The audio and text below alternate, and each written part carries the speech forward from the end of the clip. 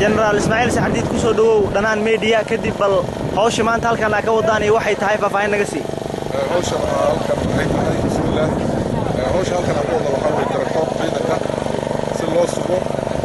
كردا يطايدا عيدا كا عيدا كا تقولان سلوا السبوع حقوق مشاروين وهلان هوش أصلا هل كون marka ma mishaarkii ayaad qaybinaysaan maanta mise adig sawiraya waa sawir sawir baa laga qaadayaa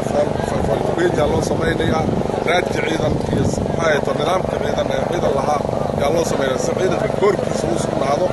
iyo ma aragtay diiwaankiisa macnaha aqoonsigii ciidan baa loo sameeyaa ciidanka loo sameeyaa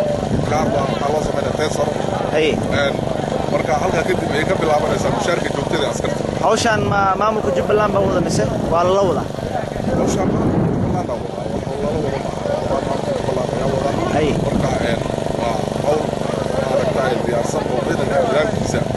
waxaa kaloo yana anagu maqaalaa inay jiraan darees iyo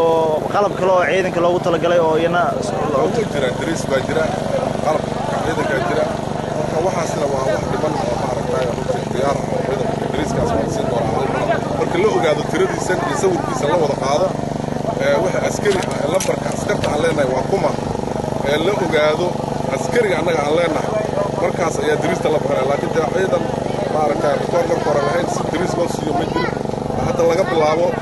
dareeskooda waa diyaar si dhameystir ayaa loo soo doonaa ka waran xaaladaha kale ee amniga ee magaalada Kismaayo iyo deegaanada Jubbaland xaaladda amniga ee magaalada Kismaayo aad bay u fiican tahay shalay galab baarihi afarta galabnimo ayaa afmadow ay soo weerareen khawaarijka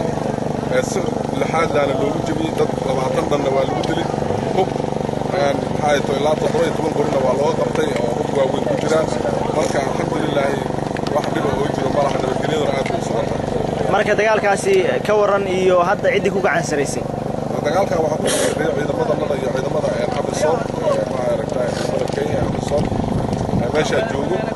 iyo waxa uu ku gacan sareeyay iyo ciidankanaga way soo weerareen si xooggan loo jabiyay waxa sheegtay in dhinacooda aad khasaaro iyo jab aad gaarsiiseen dhinaciina khasaaraha ka waran